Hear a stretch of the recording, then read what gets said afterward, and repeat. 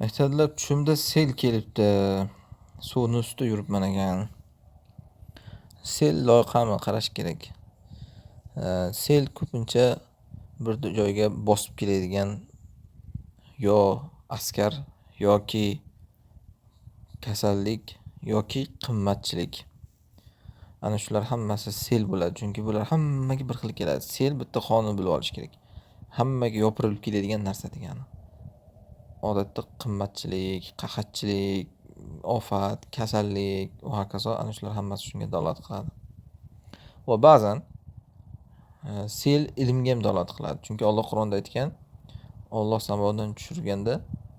samodan suv tushirganda vodiylar sel bo'lib oqqani kabi, Alloh vahiy tushirganda osmondan Qur'onni, ya'ni ana shu qalblarga kiradi degan, qalbga ilm kirishini ham Alloh sel kelishiga o'xshatgan.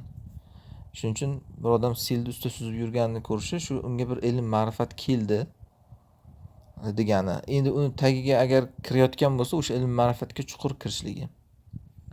U selni tagiga cho'kolmayotgan bo'lsa, masalan, selda o'zini o'zi boshqara olmayapti, eplay olmayapti. Bu degani o'sha ilm, ma'rifatda odam o'zini o'zi boshqara olmayapti degani. Ya'ni masalan tushunmayapti, ko'tara olmayapti u narsani. O'sha qalbdagi keladigan ilm, ma'rifat ham unga og'irlik qilsa, ba'zan mana shunaqa sel kelgan tarzda tushiga kiradi, Alloh alam.